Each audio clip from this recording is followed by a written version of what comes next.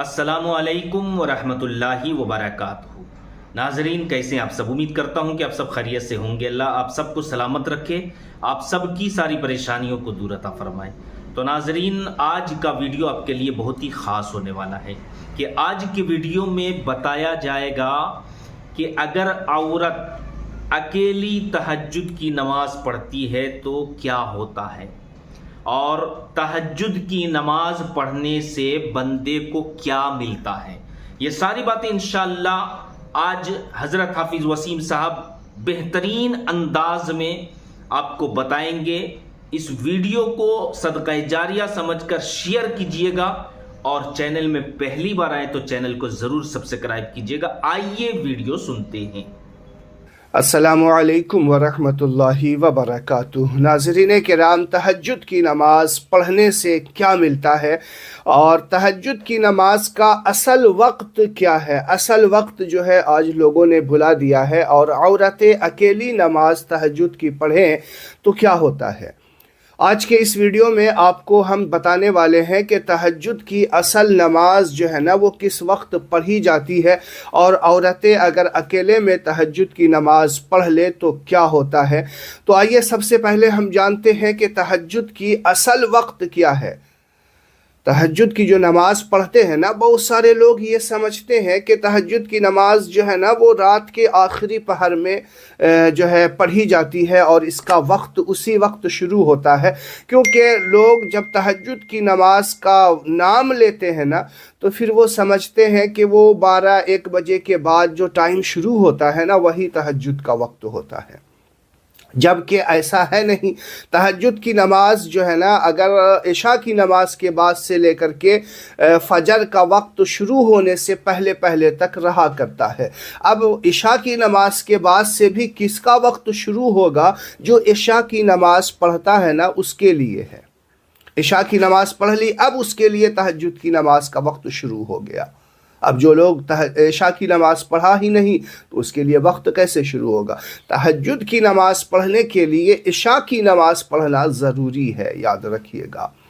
तो ये जो टाइम है ना, अफजल वक्त जो बताया गया है, बेहतर वक्त, वो आखिरी पहर है। रात का जो तीसरा हिस्सा है ना वो वक्त है जो फजर का वक्त शुरू होता है, उससे कुछ देर पहले का होता है, वही वक्त बेहतर होता है। और इशा की नमाज पढ़ ली और रात को तन्हाई में उठ करके नमाज पढ़ना, क्योंकि ये तहज्जुद की नमाज जो है ये रात की नमाज है।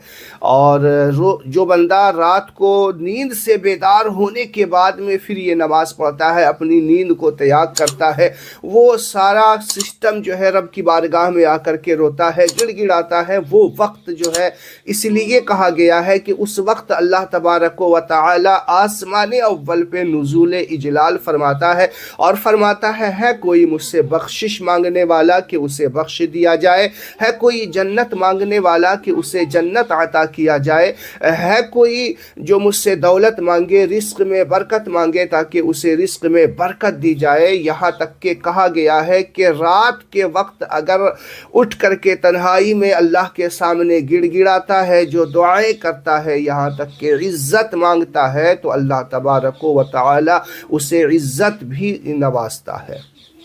तो ये तहज्जुद का वक्त जो है आप समझ लीजिए इशा के बाद से शुरू हो गया। एक लम्हे के लिए भी आपको नींद आई, आप उसके उठ करके तहज्जुद की नमाज अदा कर सकते हैं।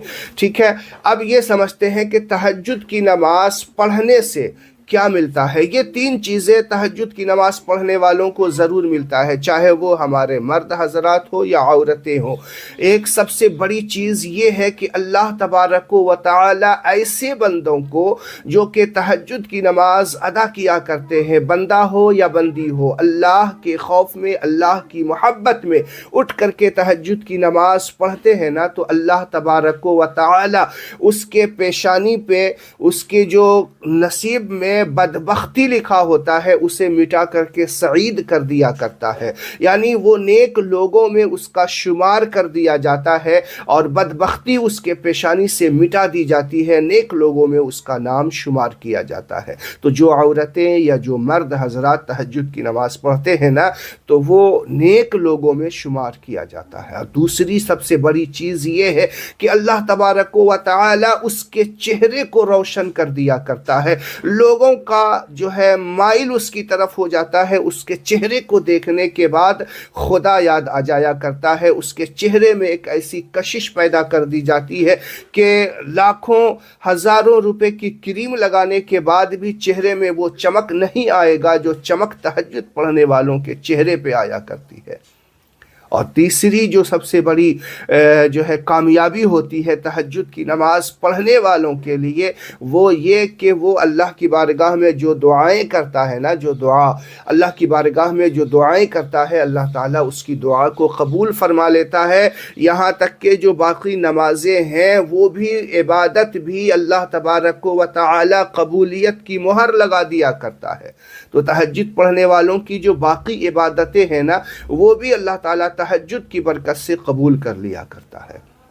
تو یہ تین بڑی چیز اللہ تبارک و تعالی تہجد پڑھنے والوں کو عطا کرتا ہے۔ اس کے علاوہ بھی بے شمار چیزیں ہیں، بے شمار انعامات ہیں جو تہجد پڑھنے والوں کو دیا جاتا ہے۔ اب بات آتی ہے اصل کہ عورتیں تہجد کی نماز اکیلے پڑھے تو کیا ہوتا ہے۔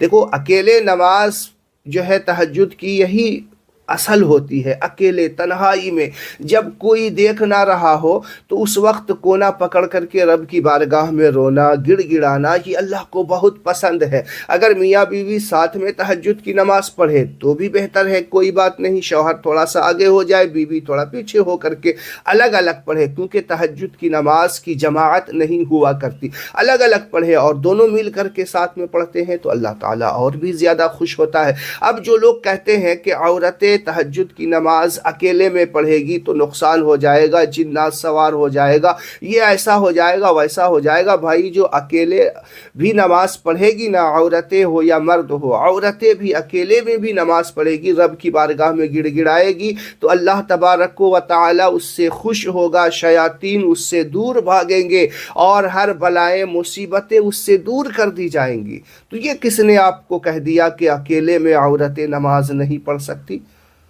عورتیں اکیلے میں نماز پڑھے تو اللہ خوش ہوتا ہے، جو مانگے وہ اللہ دیتا ہے اسے۔